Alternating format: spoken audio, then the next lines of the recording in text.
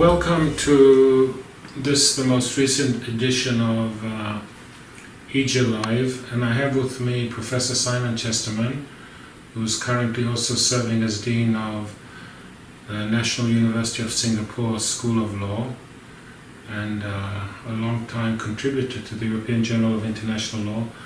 And we are publishing his article entitled Asia's Ambivalence About International Law and Institution, Past, Present and Futures in the plural.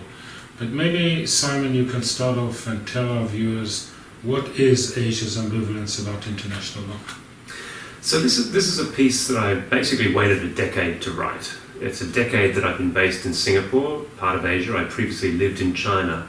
And what really struck me, the more I looked at the attitudes towards international law here, particularly having moved from New York and the remit of the United Nations, where multilateralism is breathed like oxygen, is that there is a deep ambivalence about international law institutions. And I thought that was a paradox worth exploring, a paradox because if there is any region in the world that has benefited from a world ordered through law, through the prosperity and stability that international law has facilitated, it's Asian states. And yet those states are the least likely to be party to most of the international regimes, or least likely to be represented in the institutions of global governance. So I really began with a question, saying, well, why is there this ambivalence? Because on the face of it, it seems that there is a deep and lasting suspicion of international law, a certain jealousy about sovereignty that you don't see in other regions. And is this a monolithic picture? Is it across Asia? Do you have kind of spikes? We're sitting in Singapore. Do you detect the same kind of ambivalence? So that's, of course, a very important and astute question. And no, Asia is not monolithic. Indeed, I took as a metric, as I took as an indicator, the list of Asian states in the United Nations group called the Asia Pacific Group. For historical reasons, that includes Cyprus. So no, Asia is not a monolithic entity. Indeed, the very word is not an Asian word. It's a Greek word, meaning basically countries to the east. And there is huge variation. Small countries in particular, like Singapore clearly has embraced the rule of law in all sorts of ways, has invested a lot in the study and the promotion of international law, although remains deeply ambivalent about certain human rights regimes, the International Criminal Court and so on. China, from a position of strength, is clearly suspicious of international law in a much more fundamental sense. Very resistant, for example, to any suggestion that a dispute such as the South China Sea should be resolved through third-party adjudication mechanisms. And then you've got countries like India, which went through a period of enthusiasm in the new international economic order in the 1980s. Great aspirations for international law to be transformative, with those hopes in many ways dashed, and a subsequent cynicism about international law. So there is huge variation, but taken as a whole, the Asian region, I think, is distinct in that there's no regional organization comparable to anything like the European Union, the Organization of American States, the African Union, and as I said earlier, the take-up of various international treaties and regimes, taken as a whole, Asian states are underrepresented in proportion to their size, power and number.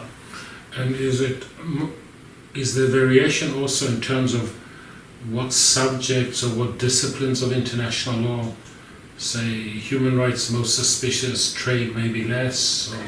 So that does generally track. The Asian states are the most suspicious, it seems, of various human rights regimes. And that's partly because of an absence of push and pull factors. There's an absence of the kind of push factors that you see in Africa, for example, where many regimes are suspicious of human rights but sign on to treaties, sometimes out of their own volition, but sometimes because of donor pressure. Nor do you have the kind of pull the European Union has exerted in its orbit of EU aspirant countries moving in the direction of human rights out of the hope of joining Europe. You see none of those factors really in Asia. On the economic front, yes, there is more willingness to embrace a limited conception of international law to resolve certain disputes, but even membership of the World Trade Organization, Asian states are the least likely to be members of the WTO or contracting parties to ICSID. So even in that area, Asian states are still the least likely to be part of various international regimes. Just one more specific question. Japan, where does Japan fit into this? So Japan is in some ways an outlier in that it is in the same way that many multinational corporations treat Japan not as part of Asia but as part of the West for largely historical reasons. Japan, in terms of its international, it's probably party to many more treaties, but still, for example, does not accept compulsory jurisdiction of the ICJ, which is maybe one measure on which Asia is most clearly an outlier. That it has by far the fewest number of states that accept compulsory jurisdiction of the ICJ, with the result that it has the fewest number of countries that have ever appeared before the ICJ. Let me take a sidetrack, which is to ask you, you're the Dean of NUS Law School, you probably have contacts with your fellow deans in other universities and faculties of law and law schools in the region. How does this translate into the study of international law? And you also, I think, one of the founders of the Asian Journal of International Law, so how does it track in relation to Asian scholarship of international law? So another great question. I think that partly explains why someone my age had to be involved in helping set these things up.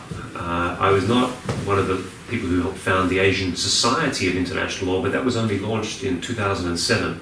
And tellingly, it was in Singapore that it was launched. The Asian Journal came a few years later. And the fact that neither of these institutions existed, I think, points to not so much in this case the wariness of international law, but the lack of a community.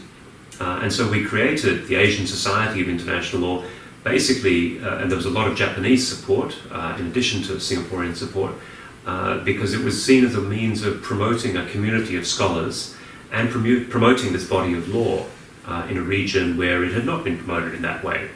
And is that also true for, because you know EJIL, the European Society of International Law, is also a fairly late comer. It only celebrated its 10th anniversary quite recently. But is that also true at the national level in terms of societies of international law, scholarly societies?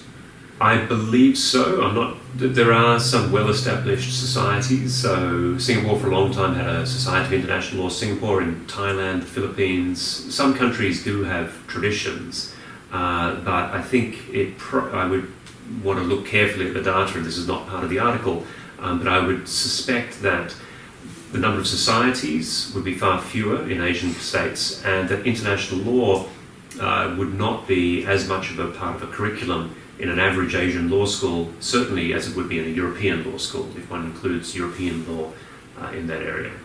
So let's now go back to the practice and just deepen a little bit the reasons for this.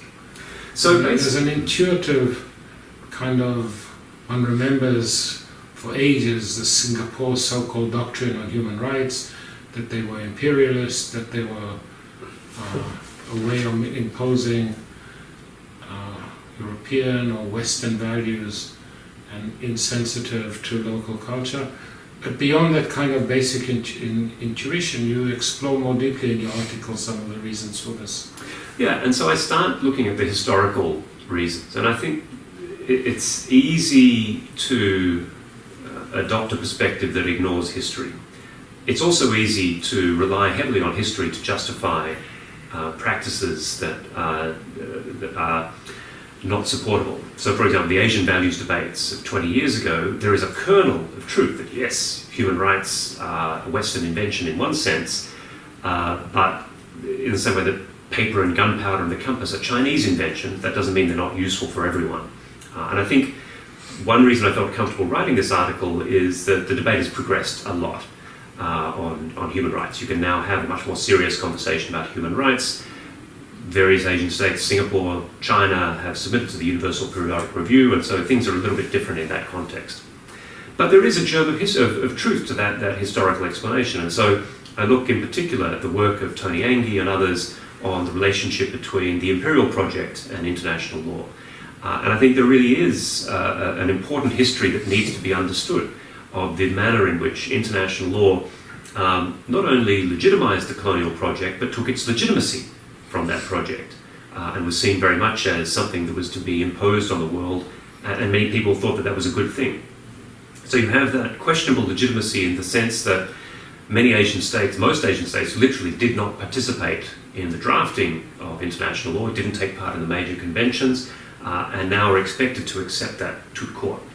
So there's the historical dimension in the sense of colonialism. What I hope I add in the article is an additional explanation of both the Chinese and the Japanese experience.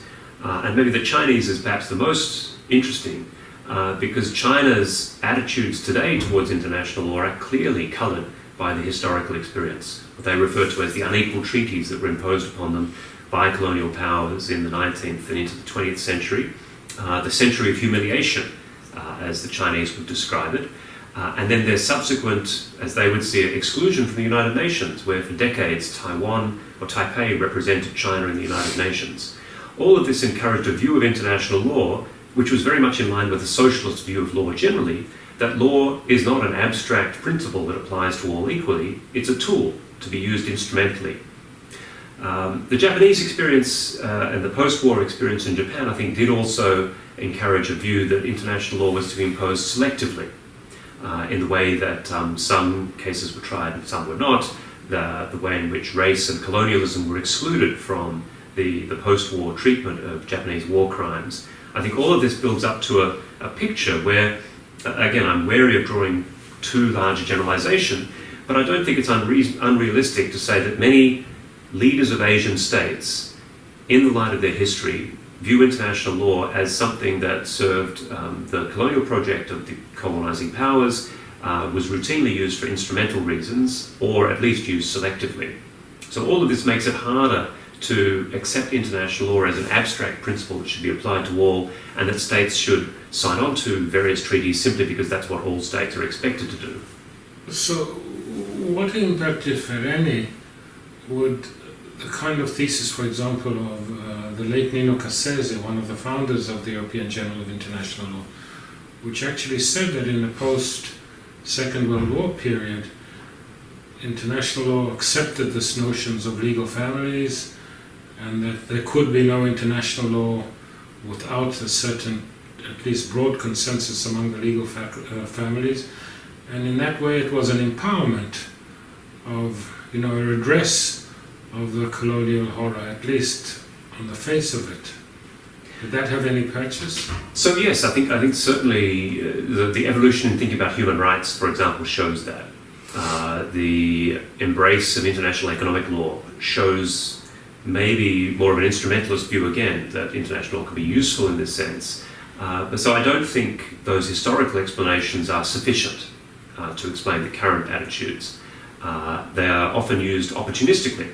And again, the Asian values debates, I think, were routinely invoking historical arguments for politically opportunistic reasons.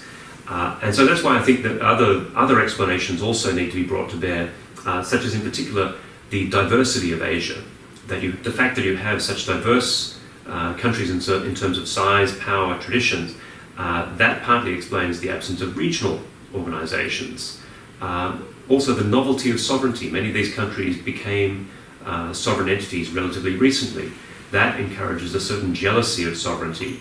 So that when, for example, I go up to the Ministry of Foreign Affairs in Singapore and teach in the Foreign Service Advanced Program, when talking about human rights, the question that's asked of me is, well, why should we sign on to these treaties? What benefit does it bring to us?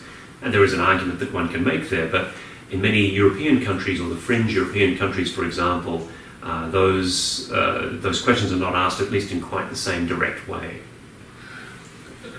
Let me ask you then about the South China Sea, the whole complex, which has come to a head in recent years. So, in a slightly vulgar, crude way, to the extent that China is perceived as not only a world superpower, but a regional superpower, out of proportion to just about everybody else, is that driving the other states towards a greater embrace of international law as some kind of, well, we need it? So I think there's an argument that certainly that explains the way in which some countries view probably the most significant regional organisation or sub-regional organisation in Asia, which is ASEAN, the Association of Southeast Asian Nations.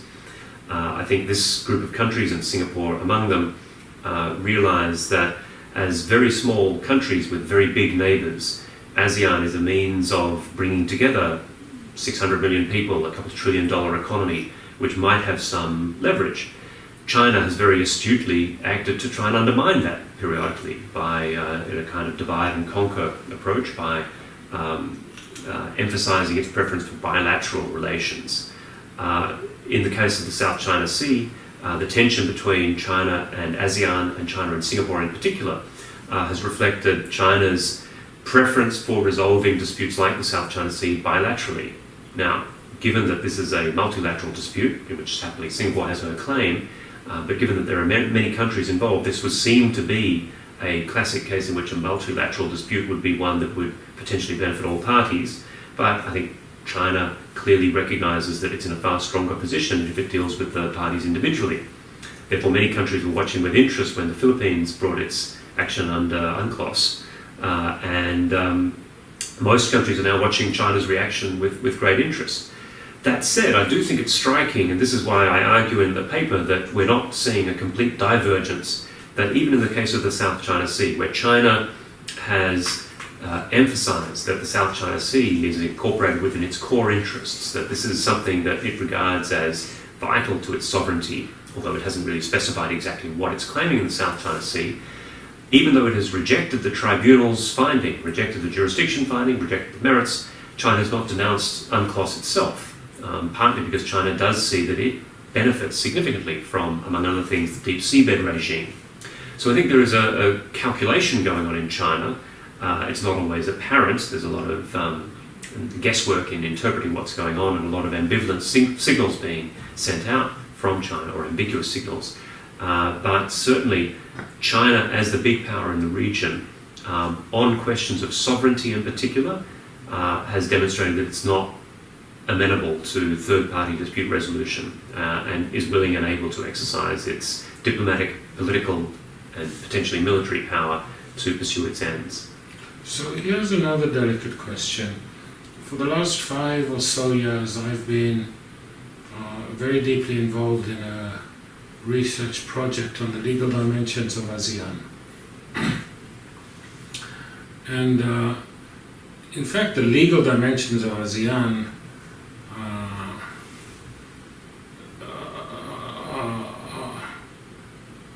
at least by some measure, underemphasized. They're not, in no way are they center place in the whole ASEAN construct.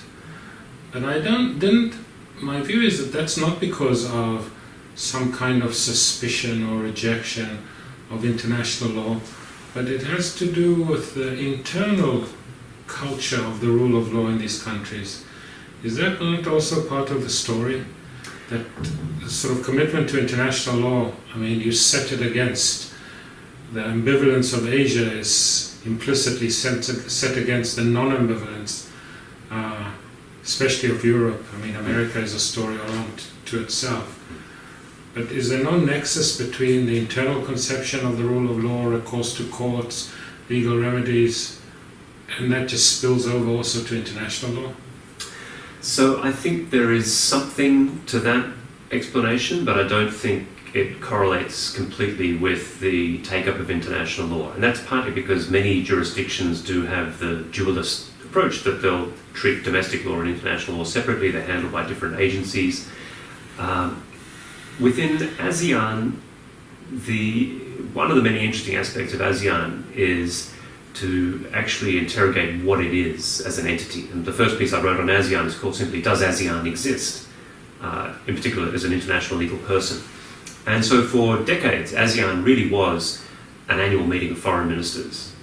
And in terms of the legal dimension that you point to, quite rightly, ASEAN's own internal estimation was that only 1/3 of the agreements that were concluded under the ASEAN umbrella saw any action whatsoever. And ASEAN maybe is the indication of change in the region, because it's when ASEAN adopted its charter in 2007, so a decade ago. That was with the explicit purpose of transforming ASEAN to a rules-based organisation.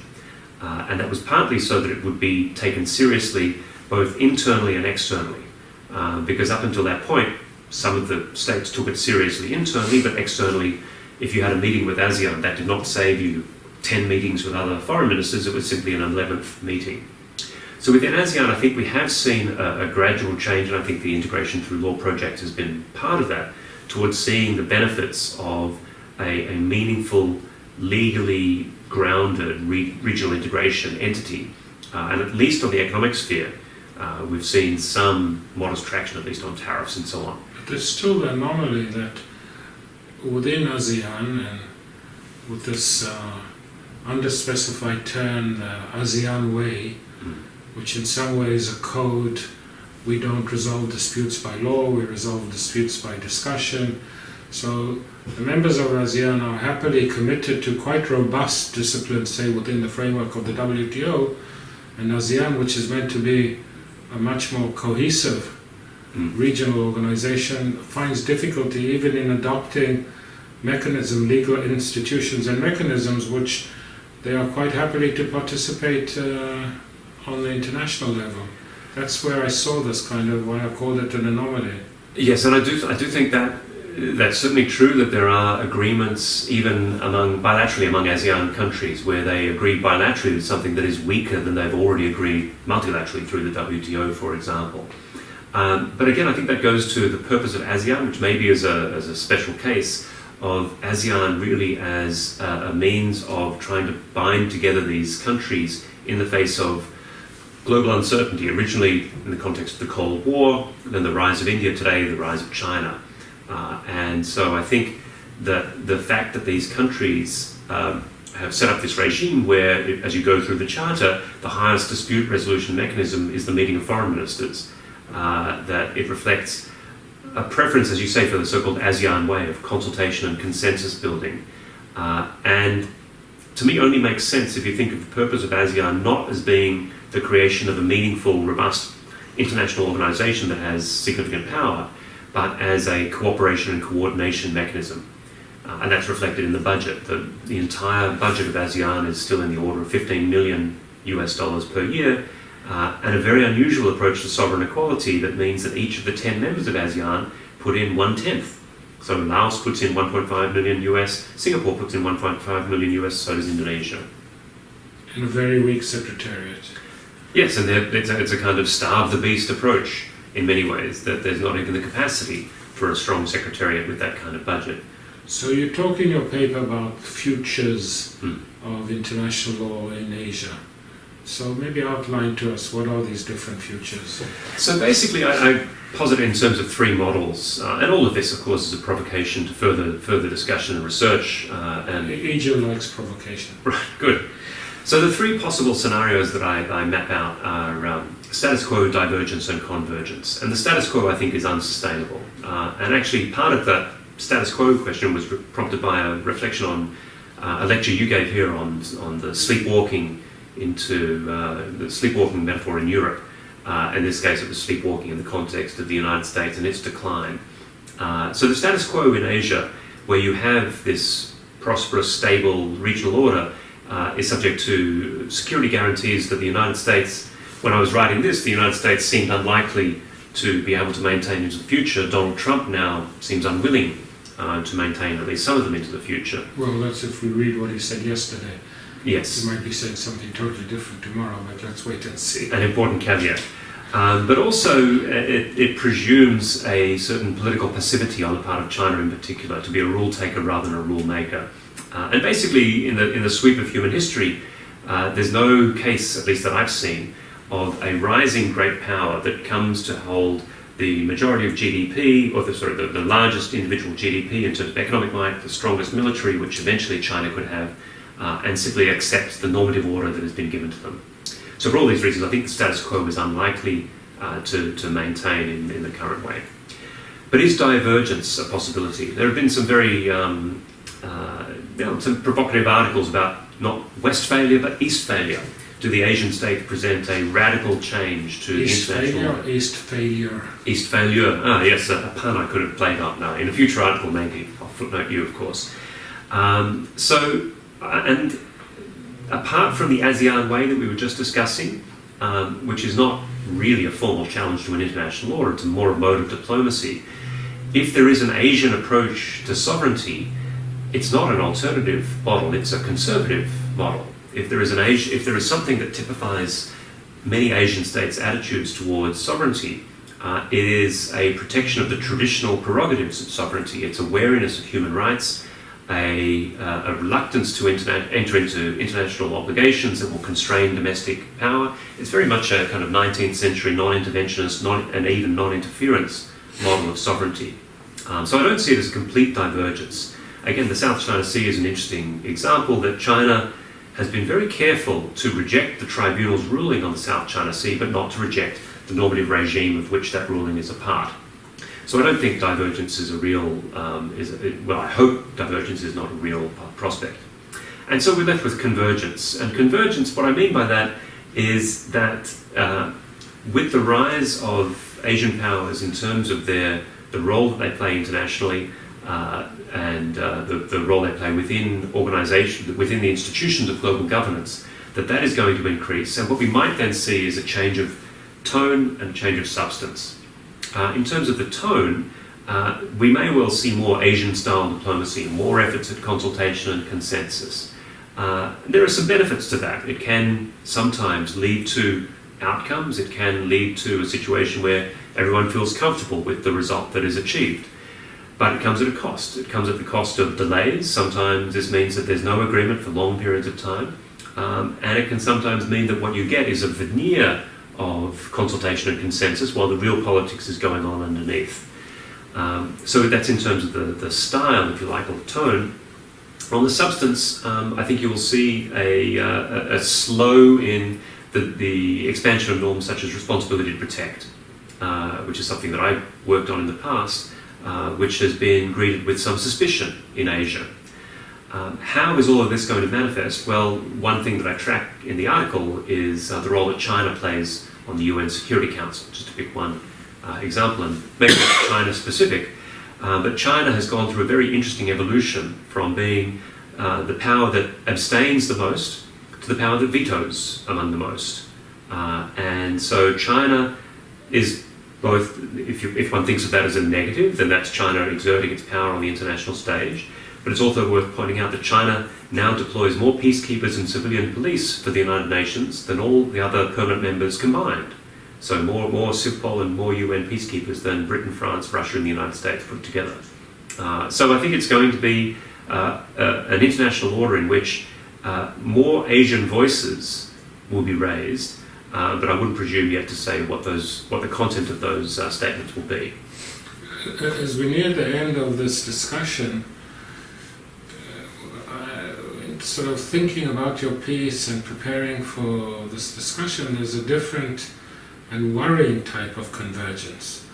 Because the way it's set up is, the Old West is not ambivalent and Asia has an ambivalence, although now you say the future, there's a change, but there's also a change in the West. Yes. The United States the president-elect is openly talking about renouncing existing treaties or taking measures which, at least to my mind, on their face, seem to be in violation of United States international legal obligations. And in Europe, there's a kind of rise of nationalism and an insistence on sovereignty, which is resembling the kind of attitude, conservative attitude, which you described a minute ago in relation to Asia. It's kind of funny to think that, I'm exaggerating now, I'm being a little bit polemical, but as they slowly embrace the classical order of international law, there's a sort of turn away, or at least pushback in the old world. So you're absolutely right, and the nature of academic writing is much of this was finalised, I think, before Brexit and certainly before Trump. But I do note in passing that if there was a real challenge to the international order, a stronger argument could be made that it was the European project that was a more fundamental challenge to the European order. Of course, you've written on that extensively. And you're right that there is now a kind of, I'm not sure it's a considered pullback by the elites, as it were. It's more of a populist wariness, a sort of revanchist wariness of internationalism. Illiberal democracy is no longer such a dirty word as it was even 10 years ago. there's never been a dirty word in Singapore. No, I think you point to an important question, and I'd be wary of drawing too much from 2016 was a terrible year in all sorts of ways, and I'd be wary of drawing too many long-lasting conclusions from that. But you're right that the conservative notion of sovereignty has attractions, in particular for nationalist politicians. And that's certainly true of many Asian states. Many Asian states have very much embraced the idea of, I think it was Homi Bhabha who wrote about the hyphen between the nation and the state, because the nation must be eternal. There must be some kind of national population, but the state must have a trajectory. And in many Asian states, the legitimacy of the government is tied not simply to democratic processes, but to economic outcomes. Certainly that's the case in China, almost certainly the case in Singapore as well. The very unusual political regime here is sustainable, partly because it's achieved reasonably good results. What's happening in Europe is an interesting challenge to that alternative hypothesis of a more supranational approach of weakening state sovereignty, of communities that cross borders, the full embrace of globalization in all of its beauty. I don't think we're going to see a complete retreat to 19th century visions of national order, if only because many of these communities still communicate in manners that are not sort of susceptible to strict national regulation. But certainly the pendulum is swinging back a little bit. Yes, certainly. But maybe it'll be confined again to particular areas. And it's the particular challenges of migration, especially in Europe, and some of the economic challenges that are being faced elsewhere. So with Asia moving forward and the Old West moving in some ways backwards, might be some kind of global equilibrium in the middle. Yeah, well, as I conclude the piece, I think it seems almost certain that Asian voices, Asian representatives will take more seats at the table of global governance, although it's not yet clear what any of them are going to say. Well, I'd like to thank Simon Chesterman very much, and I warmly recommend his article. Thank you, Simon. Thank you, Joseph. Thank our viewers.